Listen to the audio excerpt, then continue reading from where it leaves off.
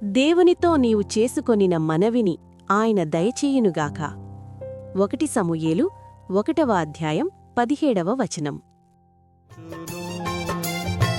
శాశ్వతుడు మన దేవుడు నీకు నివాస స్థలమాయెను.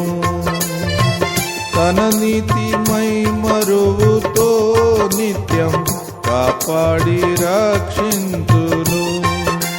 సమ్మోదముతో కృతజ్ఞతన్ యేసునే సేవింతును. సమ్మోదముతో కృతజ్ఞతన్ యేసునే సేవింతును.